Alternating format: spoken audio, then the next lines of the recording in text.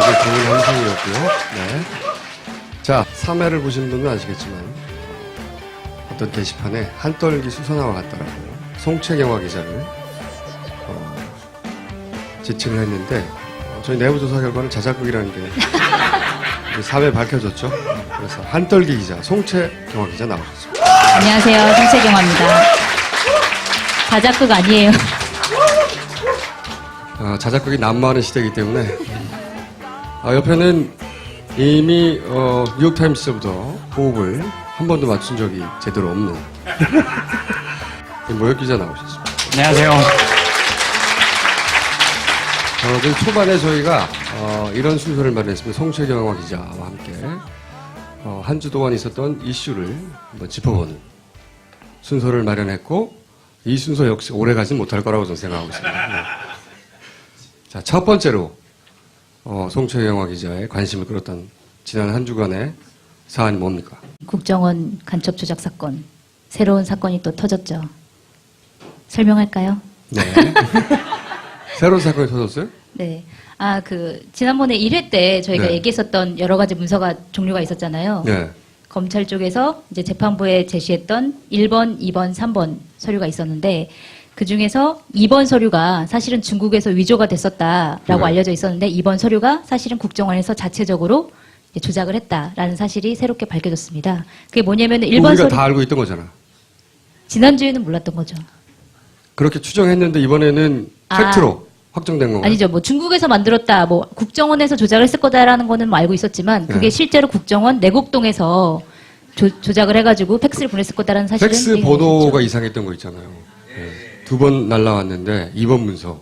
2번 문서의 내용은 1번 출입으로 된 가짜 문서. 그 가짜 문서가 진짜다라고 화룡시 공항국에서 확인해 주는 내용의 문서. 네. 이게 화룡시 공항국에서 날아온 게 아니고 국정원 자체적으로 만들었고 그 첫 번째 문서를 이제 검찰 쪽에 국정원에서 이제 보냈더니 검찰에서 확실하지 않으니까 화룡시 공항국에다가 우리가 공문을 보내서 이게 맞느냐고 확인을 하겠다라고 얘기를 했고 국정원에서 이제 난리가 난 거죠. 화룡시 공항국에서 확인을 하면 안 되니까. 그렇기 때문에 이제 시간을 맞춰서 공문을 보낸 걸 빼돌리고 그다음에 그 대신 화룡시 쪽에서 빼돌리고 그렇지. 화룡시 쪽에서 공안국에서 뭐 신변을 모르는 누군가를 보내서 그걸 빼돌리도록 시키고 그러니까 화룡시 공항국의 팩스 앞에 있다가 그렇죠.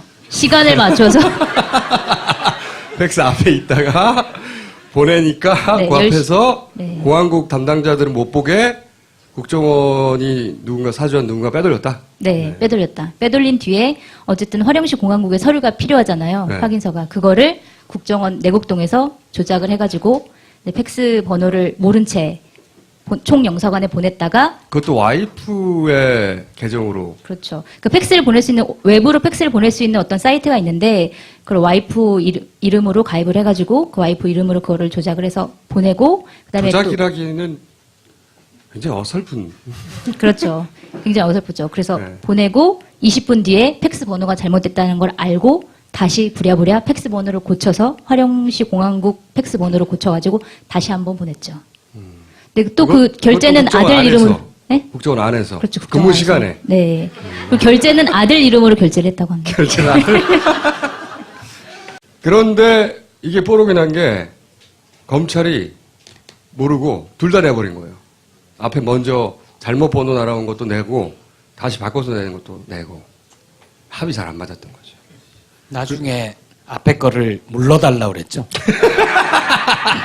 뭔가 이상이 있으니까 그 앞에 거 좀 주시면 안 될까요? 이거 드릴게요. 근데 여기서 검찰이 그걸 몰랐다는 것도 너무 말이 안 돼요. 그렇죠? 번호가 이상한 번호가 날라왔잖아요. 그리고 그걸 물러달라고 하잖아. 그럼 이상하다고 생각해야 되잖아요. 네, 검찰은 근데 자기네 검사들은 전혀 몰랐고 우리도 국정원한테 속았다 이렇게 지금 주장하고 있죠.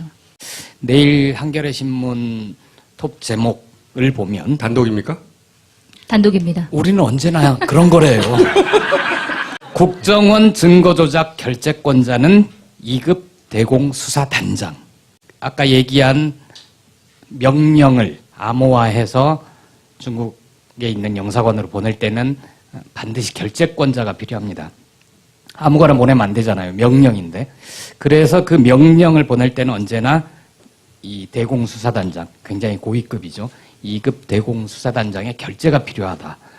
결재할 때 내용도 안 보고 막 하진 않잖아요. 보겠죠. 그리고 또 증거 위조할 때 돈 내잖아요. 돈 주잖아요. 4만 위안인가요? 750만 원 정도 이거 정도 비용이 드는데 위조해도 되겠습니까? 그러니까 하시오 했는데 그 정도의 돈이 나갈 때도 꽤 고위급의 결재가 필요하다. 지금 국정원 주장대로라면 그걸 다 개인 냈다는 거거든요. 근데 꼬리를 딱 끊게 만든 사건이 또 있었잖아요. 블랙 요원의 지난주 자살기도 사건. 이 사건이 저 개인적으로 굉장히 이상하다고 생각하는 사건입니다. 왜 이상하냐면 블랙 요원은 독극물을 다루는 법도 배워요. 우리 영화 보면 왜 이빨 딱 물면은 그거 있잖아요. 그게 1950년대 미국에서 개발된 거거든요. 무려 60년 전에 이미 다 개발된 거예요. 그런 독극물 다루는 법도 배우는 국정원 직원들도 정체를 모르는 최정의 블랙 요원이 국정원장 몰래 인터뷰를 하고 나서 다음날 아침 바로 발견되는 상가 주차장에 가가지고 번개탄으로 자살 기도를 한 후에 동네 주민에 의해서 발견되고 의식불명이었다가 기억상실로 최근 기억상실. 단기. 최근에 기억이 상실될 우려가 대단히 높다. 특정 기억 상실이라고 해야죠. 그런데 보도된 바 혹은 취재된 바로는 어떻습니까? 그러니까 취재된 바로는 그러니까 전문가한테 뭐 복수의 전문가를 취재를 했는데 그러니까 첫 번째 사람들이 많이 의심을 하는 게 뭐냐면 번개탄을 피웠으면 차를 딱 창문을 다 닫아놓고 번개탄을 피우면 10분 만에 사람이 죽는데 이게 뭐 몇 시간 뒤에 발견된 것 자체가 사실은 죽을 마음이 없어서 뭐 창문을 열어놓든 뭘 하든 죽을 마음이 없었던 거 아니냐라는 이제 의혹들이 있었는데 그거는 이제 일산화탄소 중독 같은 경우에는 번개탄을 피우면 이제 일산화탄소가 무겁기 때문에 밑에서부터 이제 가라앉는다고 하더라고요. 그래서 그게 몇 시간이 걸릴 수도 있다. 사람이 중독이 되기까지는 뭐 이런 얘기를 하는 분이 계시고 그럴 수도 있죠. 그럴 수도 있다. 그 다음에 실제로 병원에 왔을 때 심장이 멈춰 있는 상황이었다. 실제로 그렇기 때문에 본인이 죽으려고 실제로 하지 않았으면 생길 수 없는 굉장히 심각한 상황이었고 그 다음에 이제 깨어난 거는 뭐 하는 거 뭐죠 이게 하는 거 충격 심장 충격 네. 그걸 통해서 겨우겨우 살려냈다라고 이제 취재한 거 맞아요? 제가 전문 용어를 이거 잘 뭐죠? 몰라서 그 다음에 기억 상실 같은 경우에는 많이 좋아지고 있는 상황이다 이렇게 얘기를 하더라고요. 좋아지고 있는 상황이다. 사실은 그 자살 기도 때문에 갑자기 검찰도 수사를 거기서 중단한다고 하고 모든 게 일시 정지해 버렸어요. 네. 근데 그럴 리는 없겠지만, 일단 전제를 합니다. 그럴 리는 없겠지만, 제가 만약에 기획자라면 이렇게 했을 것도 같아요. 그럴 리는 없죠. 터무니없는 얘기하려고 그렇죠. 터무니없는 얘기. 이게 그 정보기관에서는 L필이라고 합니다. L필. 그 약, 캡슐 혹은 앰플 또는 뭐 타블렛 형태 신경계 약물 이런 거 있어요. 여러 개. 몇십 년 전에 개발됐다니까 이미. 근데 그게 꼭 자살뿐만 아니라 신경계를 일시 마비시키거나 이런 성분의 조합도 있는 걸로 저는 들었어요. 사실 그 자살을 기도할 수많은 방법이 있습니다. 근데 만약에 이렇게 기획을 한다면 번개탄을 선택한 이유도 거기 있는 거죠. 일산화 중독과 비슷한 유사한 현상을 낼 수 있는 그런 조합이 있다고요. 이건 제가 물어봐서 확인한 바 전문가들한테. 그걸 하나 먹어. 그리고 병원 측과는 고인사와 사전에 협조를 구하는 거죠. 그럴 리는 없죠. 절대. 그럴 리는 없지만 그런 시나리오를 쓰겠어요, 저라면. 그럴 리는 절대 없죠. 근데 이제 다른 터무니있는 해석도 가능해요. 예를 들어서 총수가 얘기한 지금 터무니없는 주장과는 달리 이 자살을 저는 원래 터무니없습니다. 자살을 시도한 분이 형사처벌을 앞두고 있었잖아요.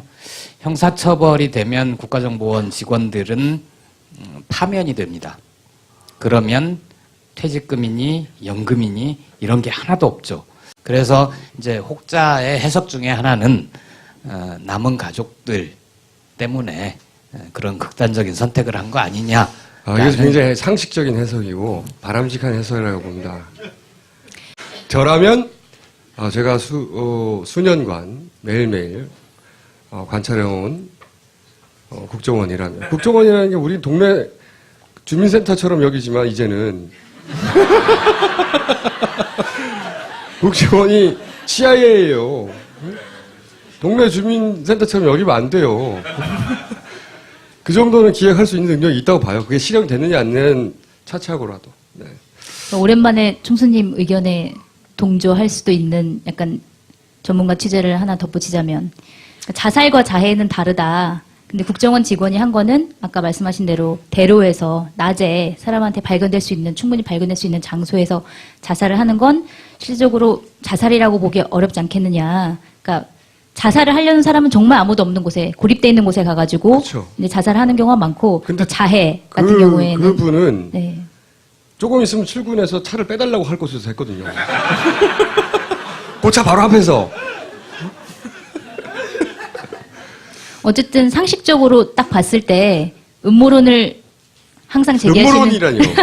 항상 제기하는 총수님이 주장하는 것이 일면에서는 상식적으로 봤을 때 좀 의심스러운 부분, 그러니까 그 부분에 대해서 어느 정도 맞는 부분이 있는 건 사실인 것 같아요. 뭐 취재 결과 나오진 않지만 취재해서 나올 정도면 기획을 하지 않죠.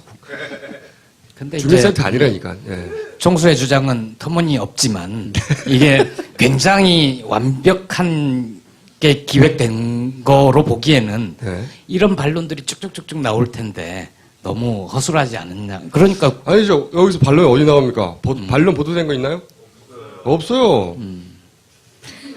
어차피, 그러니까 이 정도 사건이 일어나면 의혹을 제기해야 되는데 자살을 기도한 사람이란 말이죠. 한 개인으로 보자면. 누군가 따라붙어서 취재하기도 어렵고 병원에서 통제도 하고 그 사람 만나본 기자도 없어요. 그러니까 반론이라는 게 안 나오니까 저는 터무니없는 상상을 해보는 거죠. 네, 터무니없다 전제하고. 그리고 제가 또 질문을 하나 해볼게요. 최근에 북한 관련 기사 굉장히 많습니다. 오늘 아침만 해도 제가 그 모바일 탑에서 세봤는데 4개나 있어요. 첫 번째, 청와대 무인기 북한에서 보낸 것으로 생각. 이게 탑이고, 국적 불명 무인기 북모형기라고 사진으로 또 밑에 하나 기사 또 뜨고, 북에서 드레스덴 비난 이걸 또 뜨고요. 북 식량 차관 3차 상환금 연체. 이게 오늘 하루에만 그 조그만 모바일 화면 전면에 뜬 거예요. 그 중에서 무인기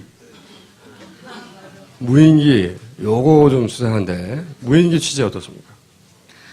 무인기는 이제 지난 24일에 파주에 떨어진 무인기가 하나 있었고, 이제 어제 그저께 떨어진 거의 연평도에 떨어진 무인기가 있었는데, 처음에 이제 파주에 떨어진 무인기를 처음으로 이제 보도가 됐을 때 그때는 이거는 뭐 북한이랑 관계가 없고 사실은 별로 의미가 없는 거다라고 하고 이제 그냥 지나갔는데, 민간에서 사용되는 네, 수준의 민간에서 사용되는 수준에 그냥 사진 찍는 것도 특정 장소를 찍은 게 아니라 여러 군데를 찍었기 때문에 큰 의미가 없다라고 넘어갔던 국방부가 이번에 이제 연평도 무인기 사건이 터지면서 다시 또 그 사건까지 이제 북한에서, 파주에 떨어진 것도 북한에서 한 것 같다라고 다시 입장을 바꿔가지고 발표를 했죠. 그리고 해상도도 굉장히 높다라고 이번에 발표했는데 네. 그 전에는 안 그랬잖아요.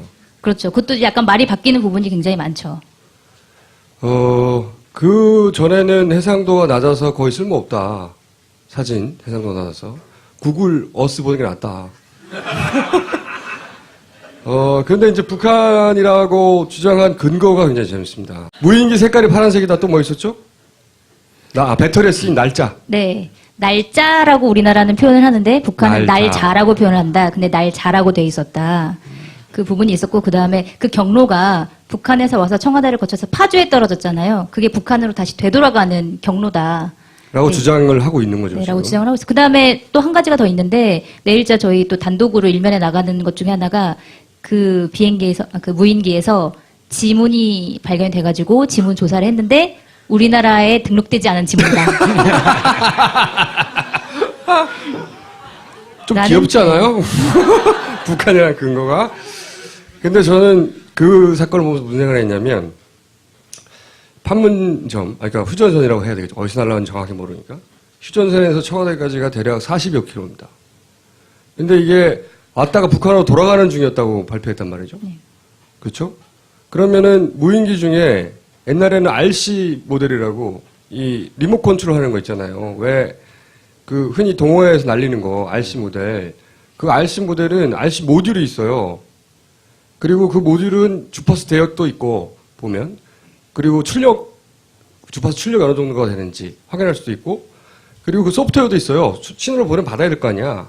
그러니까 날아갔다 돌아갔으면은 그 소프트웨어를 분석해가지고 이 경로가 북한이라든지 예를 들어서 북한이란 근거를 발표할 때 그리고 북한에서 쐈다 그러거든요. 북한에서 40km에서 이거 했다는 거거든요. 이거 저는 그것도 대단히 이상하고요. 만약에 이 모델이 아니었어. 그러면 흔히 말하는 위성 무인기였을 거 아니야. 그러면 GPS가 달렸을 거 아니에요. 그럼 GPS 따보면 될 거잖아. 그럼 북한 어디서 출발해가지고 어디서 날아가다가 어디서 떨어졌다 나올 거 아니에요. 이런 근거가 아니고 파란색이었다. 그런 비행기는 블랙박스 같은 거 없나요? 그건 거기까지는 모르겠어요. 거기까지는 모르겠는데 너무 부실하다는 거지. 너무 부실하고 첫 번째 발표하고 두 번째 발표도 맞지 않고. 재밌는 분석도 또 있죠. 이 비행기가 그냥 정찰용이 아니라 박근혜 대통령 암살을 위한 거였다. 실제로 종편에 나와서 그런 얘기를 하는 그 양반 나름 군사 전문가라고 이름난. 네. 이거는 말이죠. 무인 비행기 전문가가 나와야 되는 거예요. 이게 도대체 어느 시대의 기술인지, 어느 정도의 기술인지, 그리고 그 모듈을 분석한다든가, 소프트웨어를 따서 분석한다든가, 뭐 GPS 장치를 딴다든지, 뭐 이게 나와야지. 배터리에 날짜라고 써있다. 그건 날짜 아닐까요? 저는 일단 대북 관련해서는 워낙 그동안 사기가 많았기 때문에 일단 철저히 검증을 해봐야 된다고 봅니다. 그리고 검증을 하는데 사실 무인기는 내비게이션 업체도 날려요. 왜냐면 항공 지도를 제작해야 되잖아요. 그리고 지도 만드는 곳, 국토정보지리원 이런 데서도 날려요. 거기서도 그리고 우리도 무인기 개발합니다.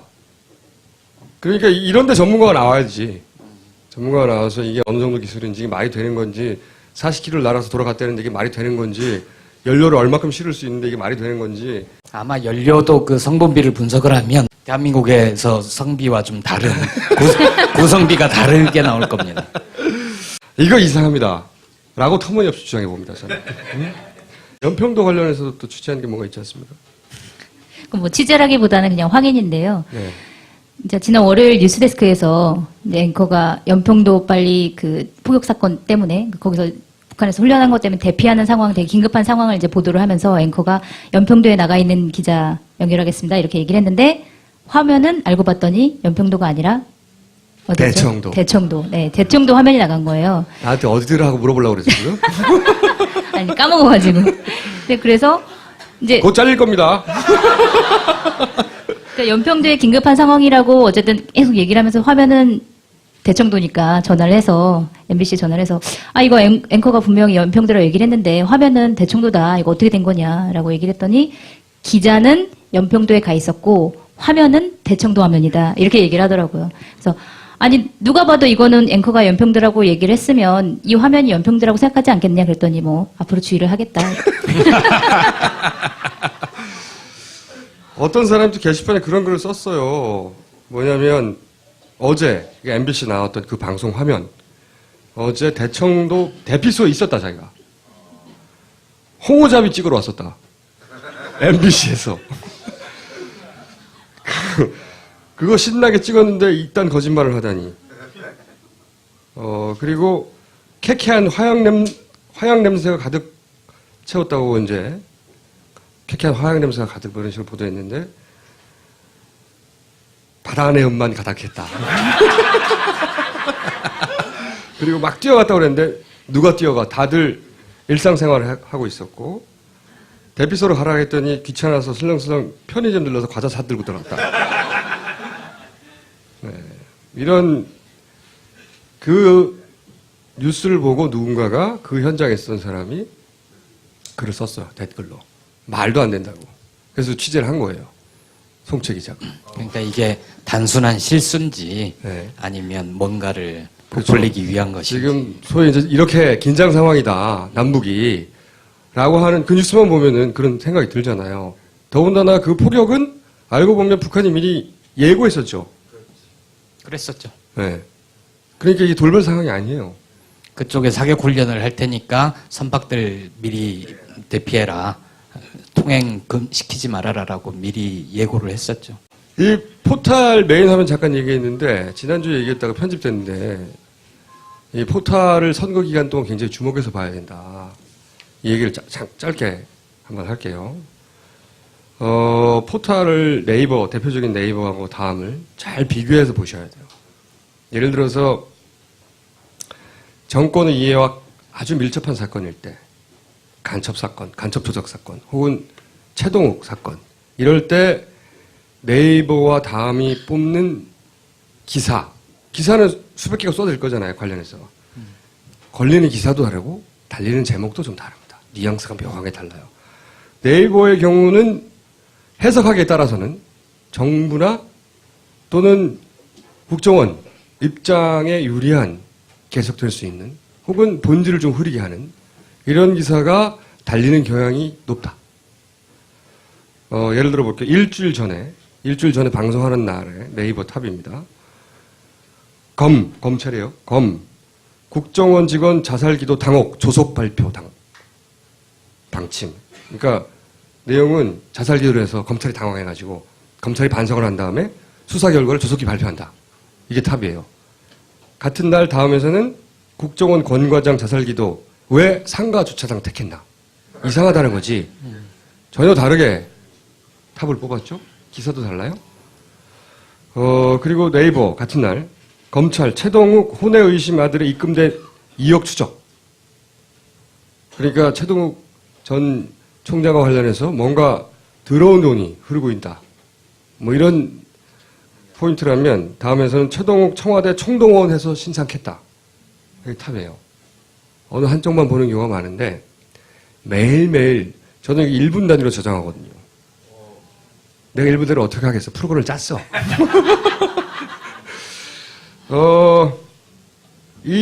그리고 또 한 가지 주목해서 봐야 될 것은 이렇게 기사가 확연한 차이가 있을 경우 연예 기사나 이런 건 차이가 없어요. 그 기사의 댓글을 잘 보세요. 댓글 알바 죽지 않았습니다. 밝혀질 날이 올 겁니다. 네. 댓글을 잘 보세요. 완전히 상반된 성향의 댓글들이 다음과 네이버에 달리는데 네이버가 훨씬 더 접속량이 많죠. 한 80% 정도 시장을 차지하고 있어요. 이제 선거 기간이 다가왔으니까 더더욱이 항상 비교해서 봐야 된다. 다음 코너 하기 전에 한 가지 광고하겠습니다. 광고 이번 주 있어요? 한겨레 20일 참을 수 없는 대한민국의 뻔뻔함. 알찬 내용이 많이 있고요. 앞으로 제가 더 알찬 내용을 많이 쓸 한겨레 테니까 20일로 옮겼어요. 네. 네. 많이 좀 봐주시기 바랍니다. 네. 박수가 칠 건 없고요.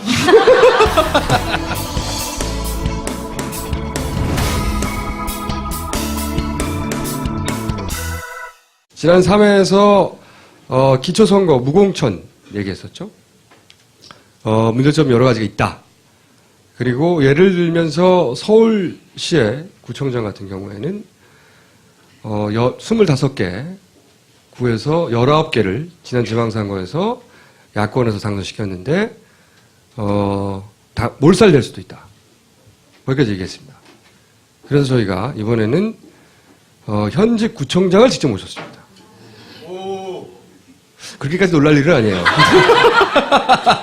충분히 부를 수 있습니다. 여기서.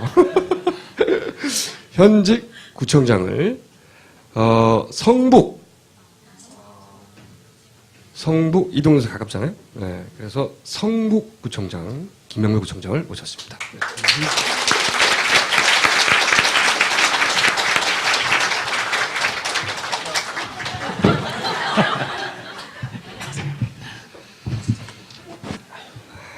반갑습니다. 성북구청장 김영배입니다. 불러주셔서 영광입니다. 글쎄, 그건 두고 봐야 할 것 같아요. 이거부터 물어볼게요. 구청장이, 사실 구청장을 직접 만나는 경우는 별로 없거든요. 그렇죠? 국민들이. 그리고 구청장이 뭘 하는지 잘 몰라요. 구청장이 지역 민생에 직접 관련돼서 어디까지 결정할 수 있는 권한이 있고 얼마나 힘이 있는 존재입니까? 서울시에서. 가장 중요하게 하는 일은 이제 주택, 주거, 그리고 청소, 이제 이런 재산권 관련된 일들을 주로 담당을 하고요. 그 이외에는 이제, 우리가 이제 복지 전달이라고 그러죠. 그러니까 노인들 돌보고, 장애인들, 여성들, 이렇게 학생들, 안전 도모하고 하는 그런 일들을 주로 담당을 하고 있습니다. 그래서, 가장 밀접하게 주민들의 생활과 관련된 그런 서비스를 제공하고 재산권과 관련된 중요한 결정들. 그래서 집을 지으실 때는 저한테 허가를 받고 지으셔야 되고요. 그다음에 아파트 같은 거 지을 때도 이제 그래서 요즘 뉴타운 몸살 앓고 있는 게 매일 거의 구청으로 몰려와서 찬성하기도 하고 반대하기도 하고 저 붙잡고 우시고 같이 붙잡고 울고 그렇게 하는 일을 하고 있습니다. 공약 중에 이런 게 있었어요. 사회초년생하고 신혼부부에게 행복주택 지급한다고. 그걸 결정하는 것도 절반은 구청장. 아닙니다. 아닙니까? 그건 서울시에서. 별로 힘이 없네요. 그래도 인구 몇만이 사는데 네. 그 살림살이를 살아야 되고 예산이 상당하고요. 구청에 있는 조직의 인사권을 가지고 있죠. 예산이 얼마나 되죠? 성북구청 같은 경우. 저희들의 경우는 4,300억 정도 되고요. 그런데 절반 가까이가 복지 비용입니다. 그래서 최근에 특히 기초노령연금이 그건 성북구만 그런 건가요? 되면서 서울이 거의 비슷합니다. 그러니까 복지 관련은 대부분 구청에서 집행하는 거군요. 그렇습니다. 직접. 예. 그러니까 우리 삶에 밀접한 관계가 있는 거예요. 그런데 지난 시간에 얘기하기로는 예를 들어서 서울시장은 2번이고 서울시의원도 2번인데 그런데 구청장은 2번이 아니라 번호를 모른다 지금. 그렇게까지 얘기했거든요. 한 가지 네. 궁금한 게 있습니다. 그러면 지난번에는 번호가 뒤로 밀릴 수 있다는 얘기를 쭉 했어요. 왜냐하면 공천을 안 했으니까. 정당 등록한 것이 앞에 번호를 다 가져가죠. 새누리 1번, 그다음에 2번 지금 현재로는 진보, 통합진보당. 2번이 없습니다. 2번이 없고 참. 두 번째 통합진보당, 세 번째 정의당, 그리고 노동당, 녹색당 이렇게 당들이 등록된 당들이 나오고 나서 그 다음에 6, 7, 8 이렇게 나올 텐데 제가 궁금한 건 이거예요. 그러면 서울시에 나온 구청장 혹은 구의원들은 만약에 7번이다 혹은 8번이다 이렇게 번호가 통일됩니까? 최소한? 아닙니다. 지역마다 다릅니다. 그때 달라요. 영등포구하고 성북구하고 달라요? 예. 저희들이 가장 어려운 것 중에 하나가 5월 15일, 16일이 후보 등록일이거든요. 본 등록일인데 5월 16일 오후 6시 땡 해야 마감돼 봐야 무소속 후보가 몇 명인지 모여서 확인해 본 다음에 제비뽑기를 합니다. 그러면은 새정치연합 지지자가 새정치연합 후보를 찍겠다 근데 당을 모르잖아 이제. 번호를 모르잖아요. 그러면 영등포 구청 사는 사람하고 성북구청 사는 사람이 서로 야 몇 번이냐 물어봐서 7번이래 이번에 라고 할 수 없다는 거죠. 그렇습니다. 우리 동네는 9번이고 이쪽 동네는 6번이고 그렇죠. 구마다 다 다른 거죠 번호가. 다 다릅니다. 새정치연합 지지자들은 8번을 찍어야 됩니다 라고 할 수가 없다는 거죠. 왜냐하면 다 다르니까. 예, 그렇습니다. 골 때리는 거예요. 그리고 한 선거구에서도 구청장과 기초의원 이렇게 해도 번호가 다르죠. 그렇죠. 7장이거든요. 7장인데 7장인데 새정치연합의 후보들이 다른 구역과 또 다르지만 그 7장 안에서 번호가 다른 거예요. 이거를 알아내기란 저는 불가능하다고 봅니다. 절대. 또 더 큰 문제는 새정치연합 후보가 한 명이면 모르겠는데 공천을 하지 않기 때문에 여러 명이 나올 가능성이 있는 거잖아요. 그게 지금 후보자들 입장에서 가장 고통스러운 겁니다. 그러니까 공천이라는 게 공적으로 추천하는 거잖아요. 그러니까 공적으로 추천이 안 되기 때문에 사적으로 나오죠. 막을 수가 없습니다. 혹시 자체적인 단일화 가능성이라든지 이런 게 좀 있는지. 후보자들은 모색을 하게 되어 있죠. 그런데 그걸 단언할 수가 없고 그걸 보증하거나 보장할 기구나 권위 있는 집단이 없기 때문에 그렇죠. 너 관도 그러는데 안 되면 누가 책임질 거냐 이거죠. 아니면 말고 오니까 이게 이제 굉장히 사실은 저희들 입장에서도 어렵죠. 그런데 자 그러면 제가 이제 질문을 해볼게요.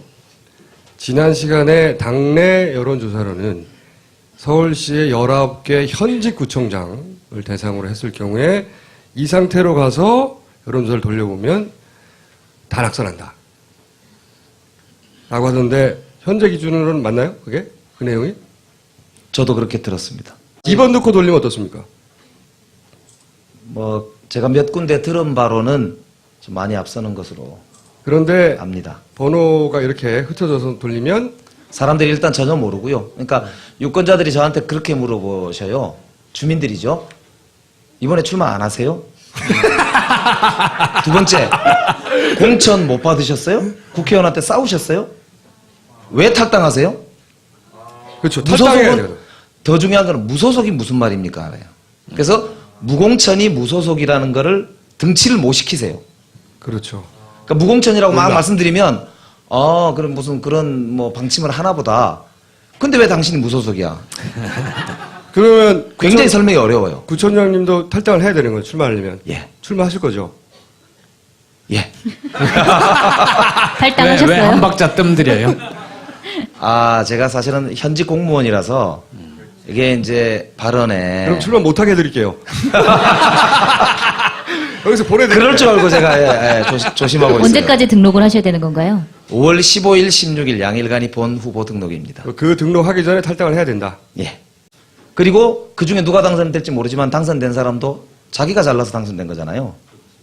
당에서 도와준 게 아니고. 나머지 사람들은 당이 자기를 버리는 바람에 낙선까지 한 거잖아요. 그럼 당선된 사람도 과연 돌아오겠느냐? 그럼 낙선된 사람은 당연히 안 돌아오는데 문제는 이 후보자들 한 사람이 가지고 있는 지지 기반이라고 하는 게 그 동네를 총동원해서 선거를 치른 것이기 때문에 그 지지 기반이라고 하는 거는 당원들이 탈당했냐 안 했냐 몇 명이냐의 숫자보다도 실제로는 영향이 굉장히 클 수 있다라는 점에서 이제 우려들이 이제 의원들이나 우리 단체장들도 현장에 있다 보면 야, 이거 구청장들 큰일 모여서- 나겠다 이런 이제 생각이 들죠. 예. 구청장들 모여서 실제로 하는 얘기가 뭡니까, 그러면? 큰일 나겠다, 이러고 말아요? 진짜! 거르지 않고, 완전 거르지 않고 실제 오가는 얘기를 한번 해봐주세요. 큰일 나겠다, 이러진 않을 거 아니에요? 아까 말씀하신 총수가 많이 쓰는 단어를 쓸 거예요. 예.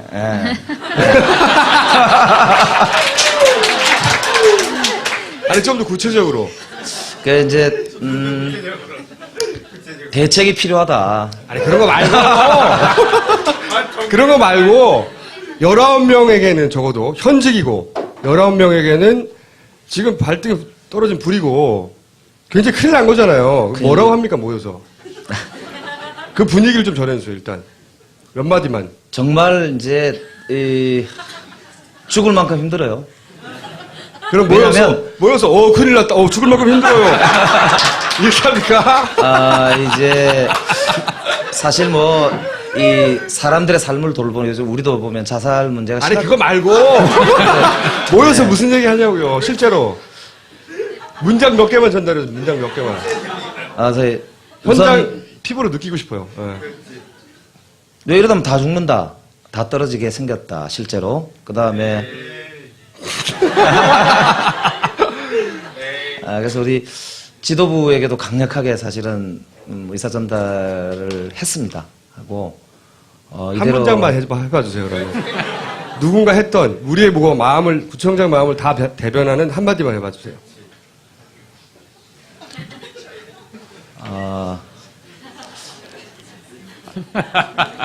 잘 쓰시는 용어 있잖아요.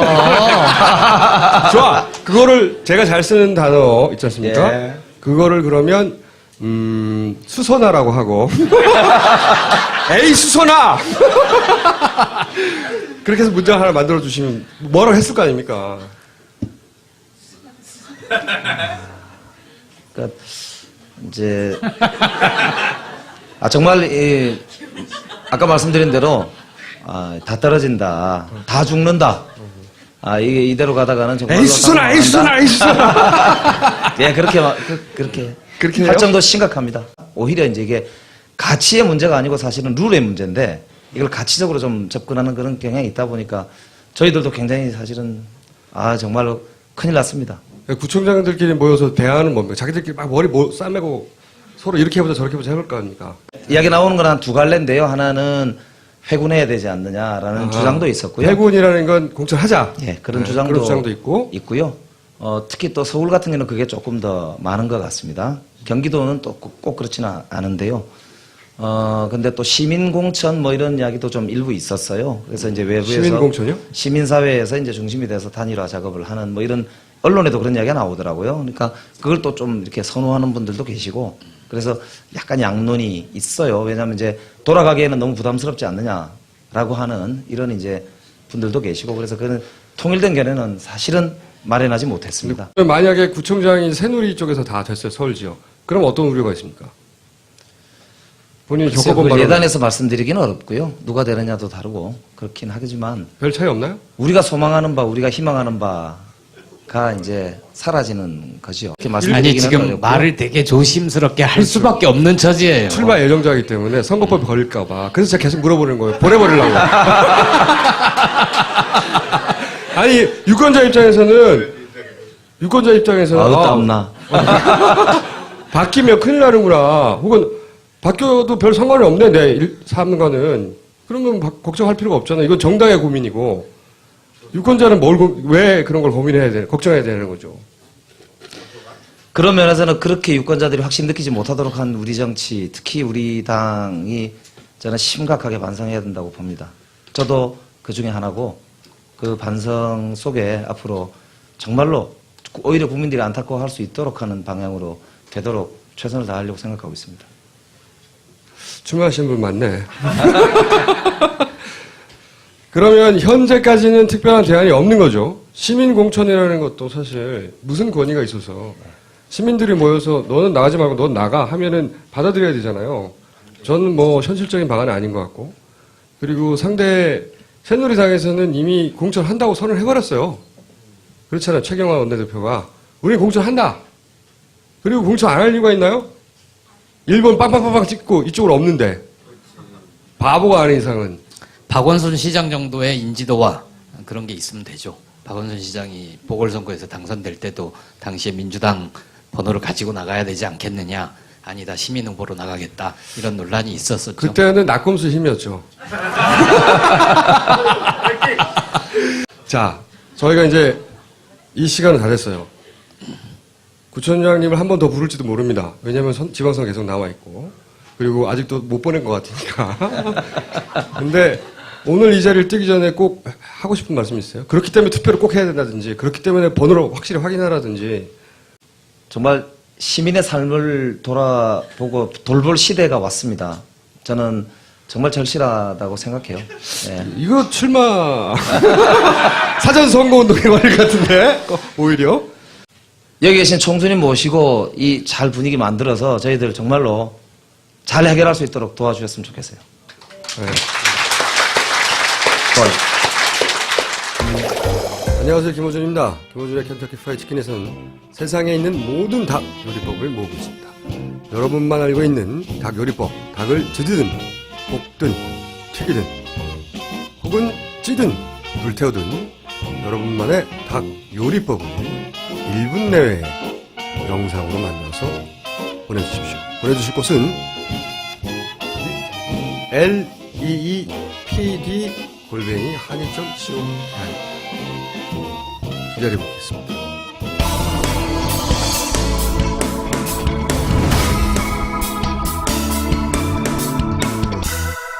네, 이어서 경박청래 이번에도 삼고초려 나오겠다고 삼고초려 하신 오늘은 이런 말씀을 하셨어요. 본인은 오늘 예언을 하겠다고. 구체적 내용은 곧 들어보실 텐데 제가 조건을 걸었습니다. 워낙 말이 많은 양반이라서 질문을 하면 단답형으로 답합니다. 대신 부연 설명이 필요할 경우에는 3번에 한해 찬스를 쓸 수 있다. 그렇게 약속을 하고 나오십니다. 정청래 의원.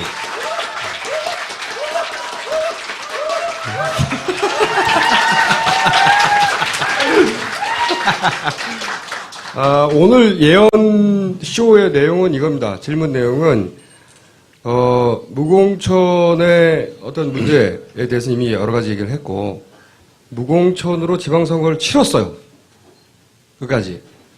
치룬 이후에 중장기적인 관점에서 과연 어떤 일들이 벌어질 것인가에 대한 정청래 의원의 예언 이거예요. 저랑 2년 넘게 술을 자주 먹은 유명 출판사 사장님이 갑자기 저한테 전화가 왔어요. 의원님께 오늘 꼭 드릴 말씀이 있습니다. 그래서 홍대로 나갔어요.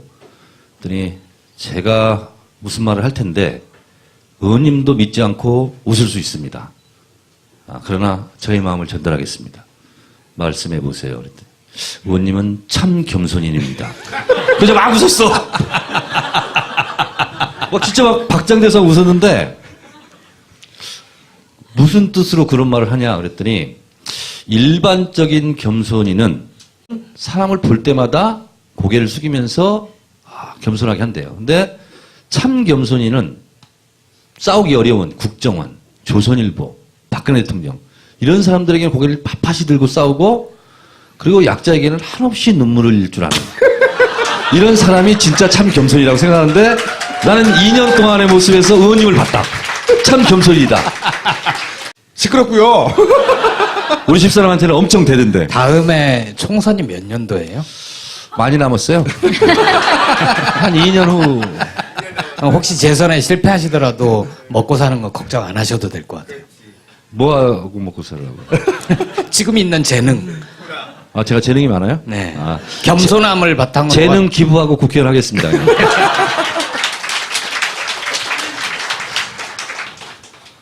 부끄러워, 진짜. 빨리 물어보세요.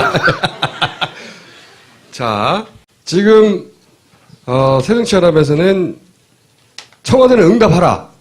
네. 하고 있는데 청와대는 응답할까요? 최재천 의원 버전으로 말씀드리겠습니다. 절대 안 합니다. 왜 안 합니까? 하나를 보면 열을 알 수 있습니다. 할 것 같으면 벌써 번복했습니다. 청와대는 절대 하지 않습니다. 그리고 할 이유도 없습니다. 왜냐? 너무 꽃놀이패잖아요. 네, 할 이유가 없습니다. 자, 그러면 지방선거 결과, 지금 방금 전에 서울구청장 한 분 나오셨는데, 우선 17개 광역단체장은 몇 대 몇으로 예언하십니까? 단정적으로 말씀드리겠습니다. 박원순 시장 말고는 희망이 없습니다. 그래요? 네. 만약에 틀렸을 경우 어떻게 하실 겁니까? 만약에 틀렸으면 제가 예언을 했기 때문에 틀릴 겁니다.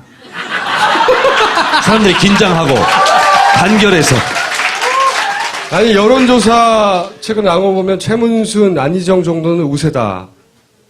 그렇지 않습니다. 특히 충청남도 같은 경우는요, 지지율이 거의 4대1 정도 되기 때문에 개인기로 극복할 수 있는 지지율은 10% 이상은 어렵습니다. 그래서 당 지지율이 더블 스코어다. 굉장히 어렵습니다. 실제로 4년 전에 자유선진당 후보가 있었잖아요.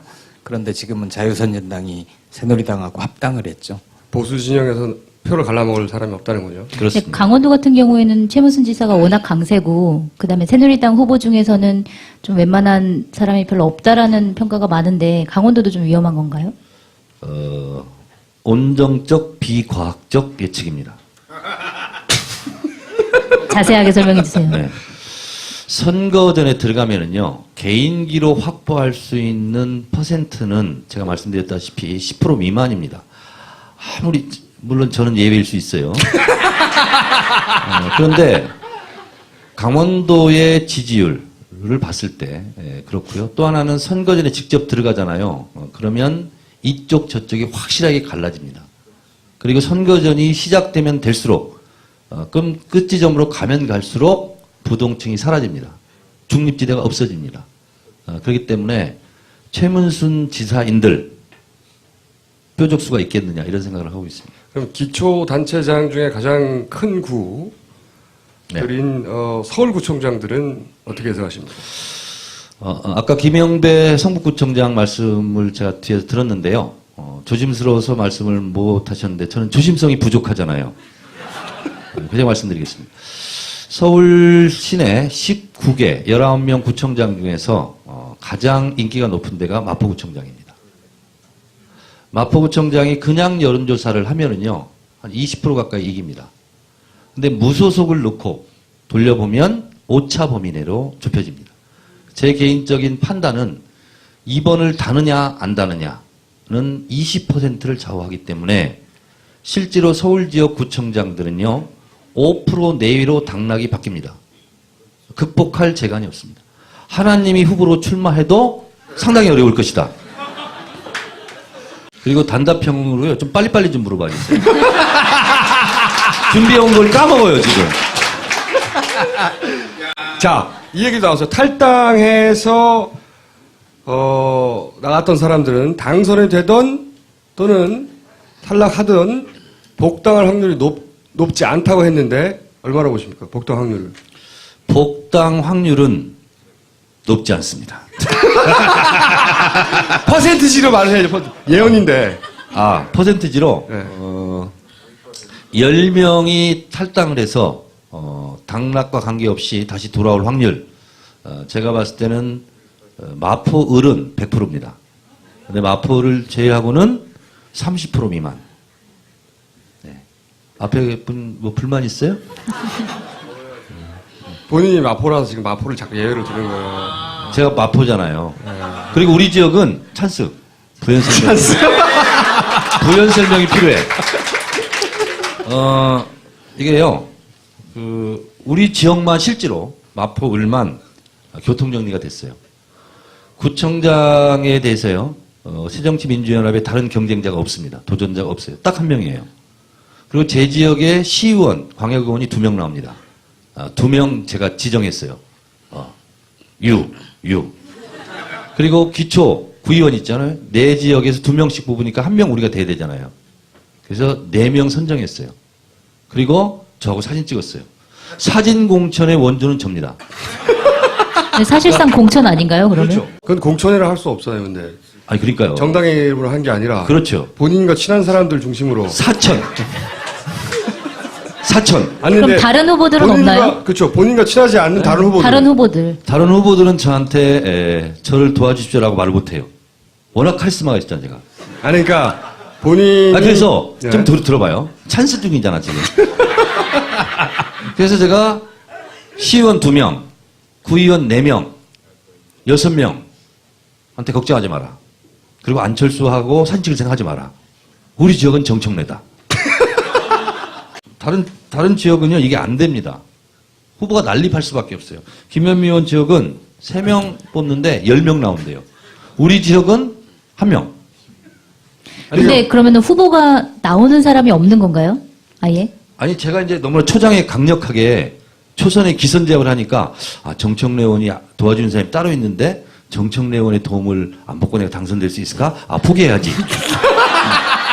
본인이 안철수 대표보다 마포구에서 더 세다는 거 아니에요, 지금? 당연하죠. 영어로 오브 코어스. 참 겸손이시네요. 참 겸손. 왜냐면 안철수 대표가 세잖아요. 센 사람한테는 이렇게 들이받아야 돼. 잘못한 건 잘못했다. 그리고 오늘 당대표 연설하는 데 있잖아요. 새누리당이 계속 야진났거든요. 고성 막말. 제가 딱 돌아보고 김태형 의원 그거 조용히 하세요. 그래서 다 진압을 했어. 그랬더니 조용히 하던가요? 조용히 하지. 왜냐면 일단 목소리로 안 돼요, 저한테. 그러니까 위층에서 기자들이요. 김태형 의원이 뭐라고 하는지는 안 들리고 김태형 의원 조용히 해. 제 목소리만 들리더래. 그랬더니 그리고 이제 연설 끝나고 나서 제가 안철수 당대표하고는 처음 말을 걸어봤어요. 대표님 오늘 잘하셨어요. 그랬더니 안철수 대표가 저한테 뭐라 했는지 알아요? 정청래 의원님 오늘 큰 힘이 됐습니다. 이렇게 얘기하더라고요.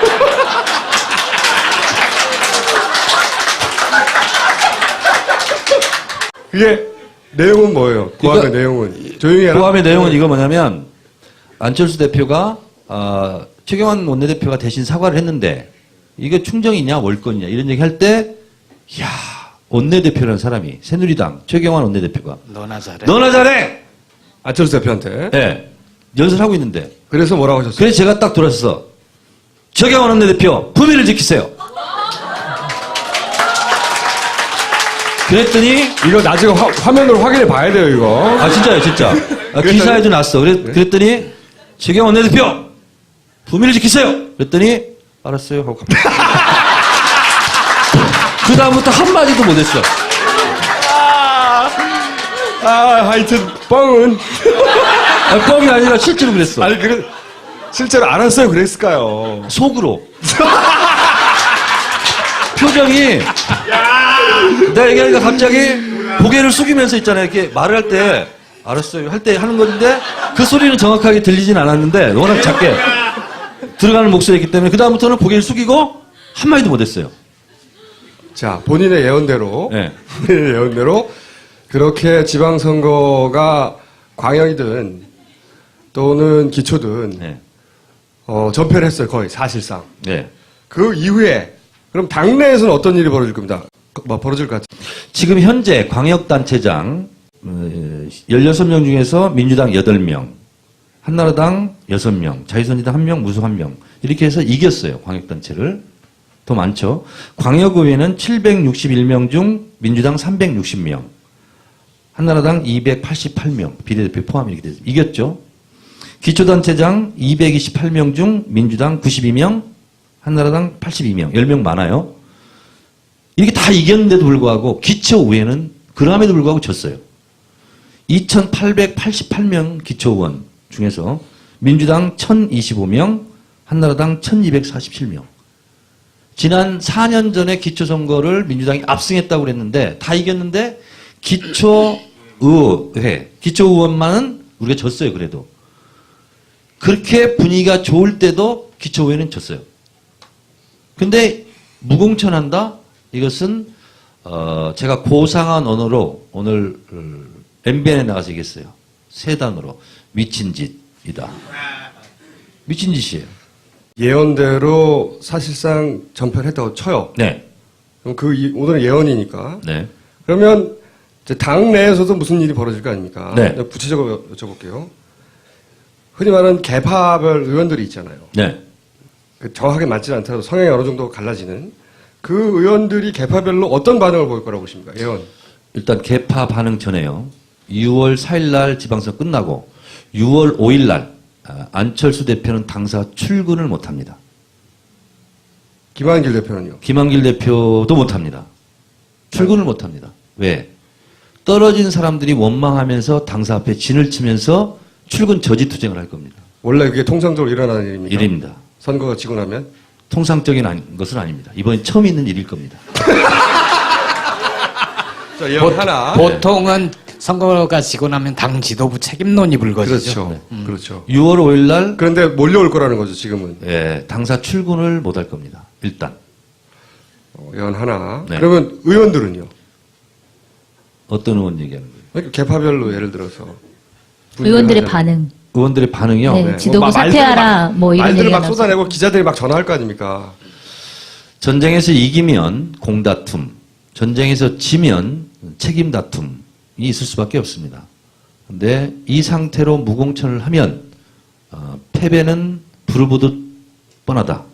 고사성어로 명약관화. 때문에 중국어로 명후어관호. 그렇다 치고. 네. 그렇기 때문에 이 상태가 되잖아요. 그러면 질문 밖의 예언 또 하나. 다음 총선 경쟁률이 높아집니다. 기초단체장, 구청장, 군수, 시장들이요. 실제로 지역에 더 파고드는 것은 국회의원보다 훨씬 강합니다. 4년 내내 사실상 사전선거 운동하는 거예요. 경로당 다 다니죠. 관변단체 다 다니죠. 국회의원들은 여의도에서 법 만드느라고 대정부 질문하고 못 가잖아요. 근데 기초단체장들은 다 다닙니다. 기초단체장 이번에 다 떨어져요. 그러면 할 게 뭐가 있겠어요? 다음 총선 출마죠. 그래서 총선 경쟁률이 높아진다. 이런 거고요. 그 얘기는 아무도 안 했어, 이때까지. 아무도 안 했죠. 네. 그래서 안철수 그래서 지역의 교통정리를 미리 하신 거군요. 네. 제가 위험하잖아요. 아니, 그렇다면 제가 궁금한 건 이런 거예요. 아까 질문 드린 바는 뭐냐면 선거 결과가 나왔어요. 그럼 당연히 기자들이 전화를 돌릴 겁니다. 네. 그러면 답변들의 대표적인 유형들이 있을 거 아닙니까? 책임이 누가 책임을 져야 된다, 혹은 뭐 조기 전당대회를 해야 된다, 뭐 기타 등 여러 가지 있을 거 아닙니까? 네. 그 유형별로 어떻게 예언하십니까? 어떤 대답이 나올 거라고? 계파별로. 대표는 물러가라. 첫 번째 나올 것이다. 네. 그건 어느 쪽에서 나올 얘기라고 보십니까? 그것은 계파에 관계없이 나옵니다. 네. 대표는 물러가라. 왜냐하면 이것이 지금 계파, 무슨 친노, 비노 이런 문제가 아니라요. 이거는 가장 나쁜 사람은 박근혜예요. 기초공천 논란에 있어서. 그러나 그 후폭풍은 새정치민주연합을 휩쓸어갈 거예요. 이것은요. 원튼 원치 않든 간에 민주주의의 꽃이 뭡니까? 선거입니다. 선거 제도라는 자체를 무력화시킨 거예요. 그러면은 물러가라고 했을 경우에 안철수 대표나 김한길 공동대표의 운명은 어떻게 될 거라고 보십니까? 예언. 언론 노출을 피하면서 산속 잠행 중. 아니 이게 그렇게 실제로 대표직을 유지할 수 있을 거라고 보세요? 아니면 못합니다. 근데 임기를 1년으로 못 박았잖아요. 못합니다. 자, 예를 들어 드릴게요. 2006년도에 당시 열린우리당 정동영 의장이 지방선거를 앞두고 8년 전입니다. 당의장에서 투표를 했어요. 그래서 정동영 의장이 안 될지도 모르는 선거를 됐어요. 당대표가 당의장이 됐어요. 제가 열심히 도왔어요. 당시에 정동영계였어요. 네. 근데 그때 구호가 뭐였냐. 그때도 패배가 예상됐었어요. 열린우리당 인기가 없어가지고. 그렇지만 이 정동영이 승리의 장미꽃을 달아드리겠습니다. 하고 공약을 한 거예요. 후보들마다. 근데 승리의 장미꽃을 달아주기는커녕 패배의 쓴잔을 다 돌렸거든. 그래서 제가 지방선거 있는 날, 대패를 한 날, 당사에서 나오면서 제가 정동영 당회장께 얘기했어요. 시간이 없습니다. 당장 사퇴해야 됩니다. 하루를 미룰수록, 뒤로 미룰수록 더 어려워집니다. 사퇴를 빨리 천명하십시오. 아무도 얘기를 못한 제가 했어요. 근데 그때랑 약간 상황이 다른 게 그리고 사퇴를 했어요. 상황이 약간 다른 그리고 게 강원도 그때- 산속에 가 있었어요. 아니 그때는 정동영 의장이 그러니까 승리의 꽃을 달아주겠다라고 공언을 한 상황이고 지금은 김한길 안철수 공동대표가 다 힘들지만 어렵다고. 그렇죠. 이미 어렵다라고 어렵다고 공언을 한 인정하거든요. 상황이고 그 다음에 당원 투표를 해가지고 이 무공천 방침은 당원 투표를 통해서 정한 거기 때문에 어느 정도의 그런 게 있단 말이에요. 근거가 있단 말이에요. 본인들이 주장할 수 있는. 그렇기 때문에 좀 사퇴론이 그렇게까지 많이 불거지지 않을 수도 있을 것 같은데. 이거는 2개는 알고 3개는 모르는 거예요. 뭐냐면은요. 고개를 끄덕거릴 건 뭐야 그러면? 아니 한번 말씀해 보시기라 거기서 고개 들어보겠다. 끄덕거리면 안 되지. 자, 발끈해야지. 선거가 들어가서 승패가 갈리기 전까지의 말들은요. 그 순간 다 까먹습니다. 다 까먹어요. 그리고 결과를 놓고 그 전에 결과가 나오기 전까지의 모든 레토릭, 수사, 약속 이런 것은 온데간데 없어집니다. 가무도 없이 사라져요. 그리고 왜 졌느냐 우리가? 무공천을 했기 때문에 졌다. 그러면 무공천은 안철수, 김한길 같이 약속한 거지만 그때는 김한길은 보이지 않습니다. 안철수만 관역판에 얼굴이 보이는 거예요. 그래서 그러면 안철수 대표는 남고 아니 안철수 대표는 사퇴하고 김한길 대표는 남는다 이렇게 보시는 거예요? 그건 당연히 아니죠. 둘 다 가는 둘 거죠. 다? 네, 그럼요. 근데 얼마나- 만약에 두 분이 사퇴할 경우에 네. 대안이 있나요? 다른 대표가 될 수 있는 누군가가 뭐 가장 전당대회를 할 강력한 거고요. 후보? 전당대회를 하기 전까지 준비 과정이 한 석 달 필요합니다. 석 달간 비상대책위원장이 나오겠죠. 저는 비상대책위원장을 하라고 해도 안 할 겁니다. 다행히 하라고 하는 사람이 없어요. 그래서 지금 무공천인데 그게 다시 공천으로 바뀔 확률이 있다고 생각하십니까? 가능성은 1%입니다. 아니 이건 있다 없다밖에 없죠. 1%인데 저는 1% 가능성에 도전하겠습니다. 있다 없다. 1% 있다. 본인은 권력의 핵심과 멀리 떨어져 있고 당 대표도 아니고 저는 그걸 권력의 바꿀 수 핵심에는 멀리 떨어져 있지만 민심을 얻고 있잖아요.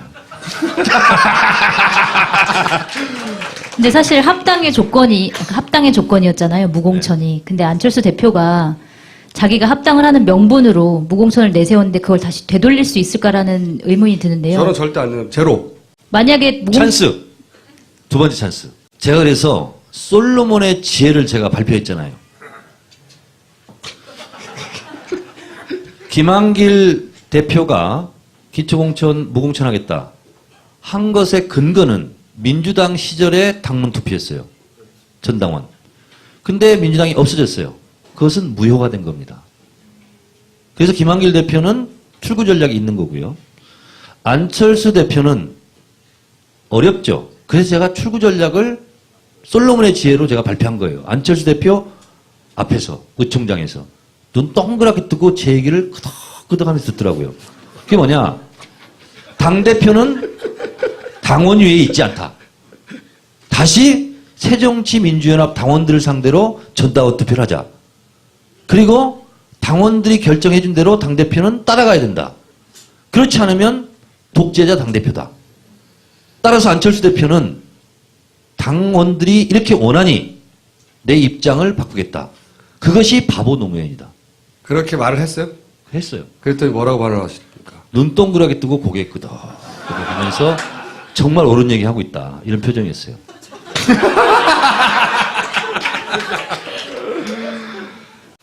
일반 국민들의 여론은 어떨 거라고 보십니까? 전망. 왜냐하면 한상진 교수가 그런 말을 했습니다. 사람들 마음에서 그러니까 안철수를 살려내자고 하는, 그러니까 이렇게 안철수 대표가 어려움에 처할 것이 자명하다.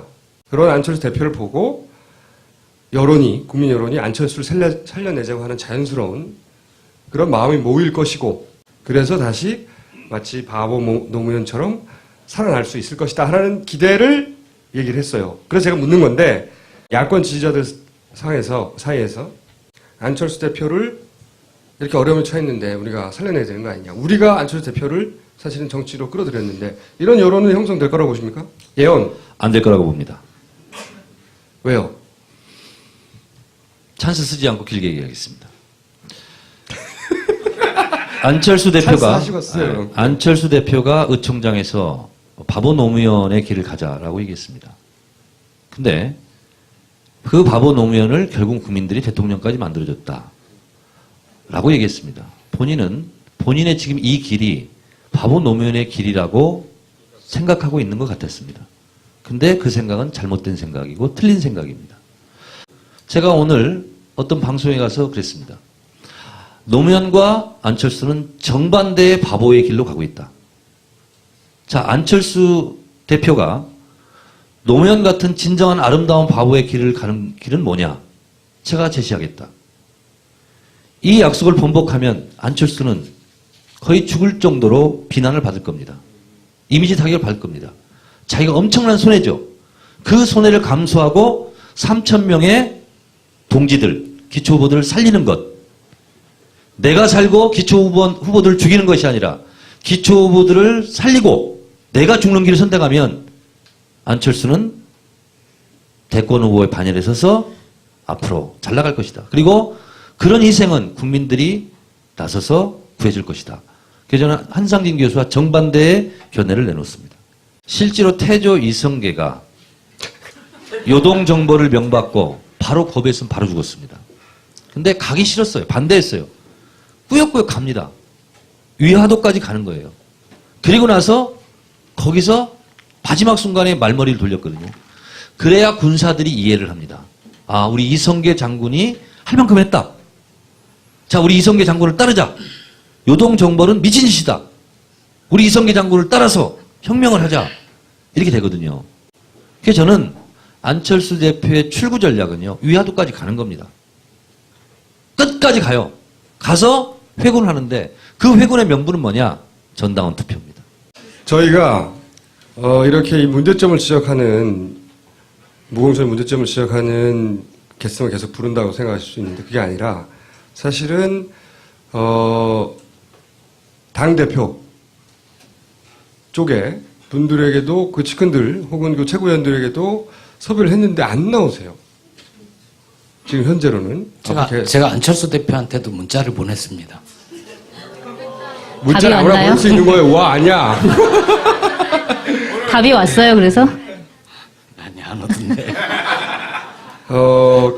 앞으로 계속 추진할 텐데. 왜냐하면 우리가 이렇게 일반적으로 이렇게 권력에서 멀어진 사람들은 이해할 수 없는 이유가 있을 수도 있잖아요. 계속 추진할 텐데. 어쨌든 문제점에 대해서는 오늘 예언으로 가름하고 더 이상 문제점 다루지 않을 예정인데 충분히 얘기했으니까.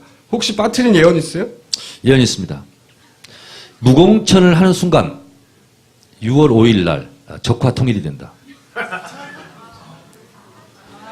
빨간색이 북쪽도 빨갛고 남쪽도 시뻘겋다. 그래서 북쪽도 독재가 강화되고 남쪽도 독재가 강화돼서 민주주의는 고사된다. 우리가 원하는 것이 적화 통일이 아니다. 그렇기 때문에 우리는 적화 통일의 길을 막아야 된다. 그러려면 우리는 역사적 사명감, 민주주의 사수의 입장에서 그만하시고요. 무공천을 철회를 시켜야 된다. 서로 다른 두 룰로 지금 선거를 하는 거거든요. 제가 알기로는 세계 선거사상 최초일 것 같아.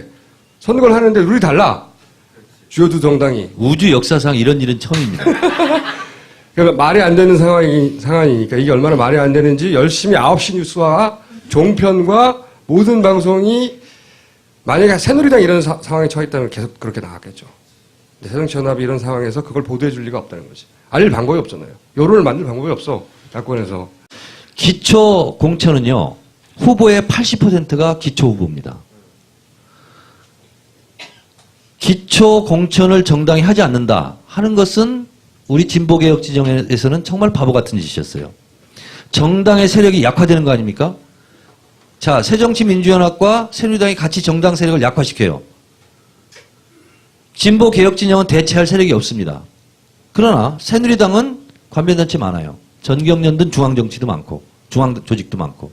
그래서 정당을 약화시키면 시킬수록 정치를 냉소화, 희화화하면 할수록 무관심하면 할수록 더 손해보는 쪽은 야당 쪽입니다. 따라서 기초, 풀뿌리 민주주의, 정당 책임제를 이러저러한 말도 되지 않는 이유로 공천하지 않겠다 하는 그 공약부터는 대단히 잘못된 거고 반김대중 주의 같은 거였다. 김대중 대통령이 문재인 후보도 공약했어요. 문재인 후보가 기초공천을 없애겠다 하는 것은 다른 이유였지만 저는 결과적으로 그 공약은 잘못됐다.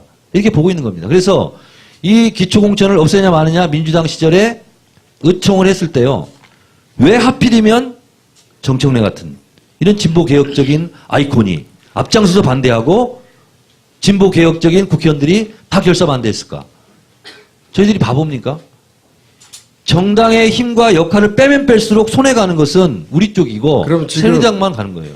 그 문재인 후보도 공약을 했었는데 네. 그러면 지금 상황에서 일정 정도의 책임이 있지 않습니까? 물론 대표는 아니지만 문재인 의원이 지금 상황에서 해야 될 일은 뭡니까? 문재인 의원은요. 아무 말도 안 했으면 좋겠어요. 솔직히. 예. 당원 전당원 투표 이것도 저는 몰랐는데 어떤 분이 그분 먼저 했대요 얘기를. 그래서 솔로몬의 지혜를 내가 얘기해야 되는데 왜 문재인 의원이 얘기하나. 그래서 문재인 아니 본인 책임도 있잖아요. 어쨌든 책임이 공약에 있죠. 걸었으니까. 그렇기 때문에 지금은 말씀하지 않는 것이 책임을 다하는 것이고 당에서 역할을 맡기면 그 주어진 역할에 최선을 다하는 일 그것이 문재인 의원이 지금 취해야 될 태도와 포지셔닝이다 이렇게 생각하고 있습니다. 본인이 했던 공약인데 예를 들어서 그 공약이 잘못됐다면 본인이 했던 공약이 잘못됐었다고 말해야 되는 거 아닌가요? 문재인 의원이 공약한 것은 새누리당도 새정치민주연합도 공천하지 말자. 법으로 통과시키자.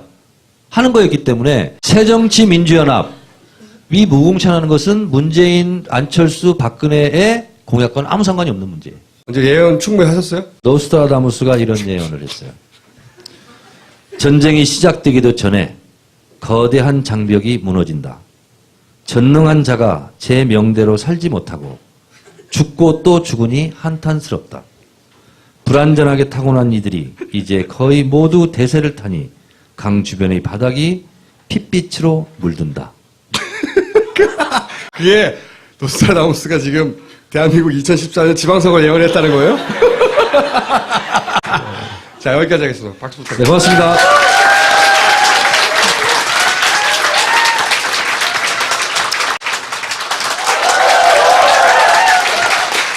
다시 한 번 말씀드립니다.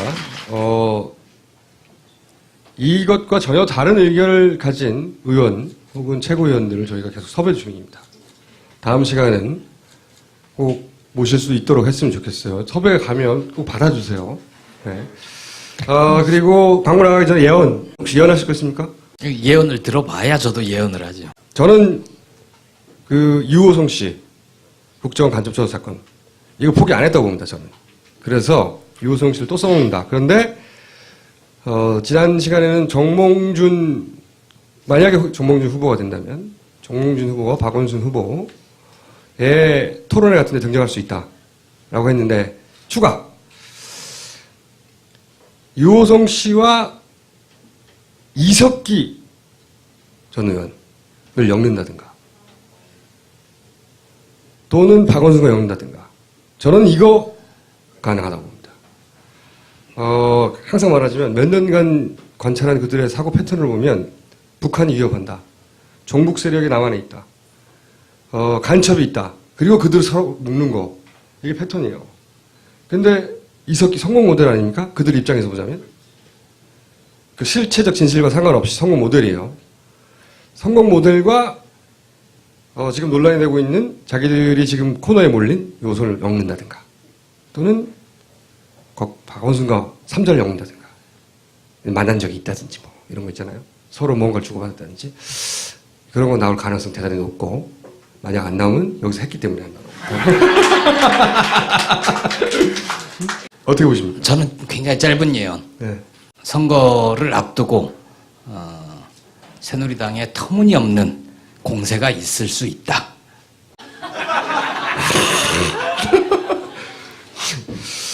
네, 알겠고요. 혹시 송채경 영원할 것입니까? 없습니다. 송채경 기자는 정말 취재한 것만을 기반으로 보도를 하는 굉장히 모범적인 기자입니다. 잘라야 되겠어요. 자, 광고. 네, 사연 보내주신 분들 중에서 추첨을 통해서 선물을 보내드리고요. 앞으로 궁금하신 점이나 사연 많이 보내주시기 바라고요. 그리고 선물을 보내드려야 하기 때문에 성함, 주소, 전화번호를 남겨주시면 좋겠고, 보내실 곳은 아래 자막을 보시면 됩니다. 닭 요리. 닭 요리 많이 들어와요? 닭 요리 몇 개 들어오는데 아직 방송에 내볼 만한 수준이 안 돼요. 닭 요리 부탁드려요. 닭 요리 30초 1분 내 본인 안 등장해도 돼. 목소리만 나와도 돼. 닭 요리 많이 부탁드리고요.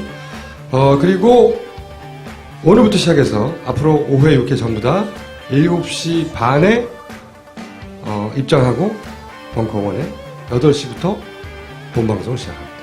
다음 방송에도 벙커원으로 오시면 됩니다. 네, 오늘 여기까지입니다. 감사합니다. 고맙습니다. 감사합니다.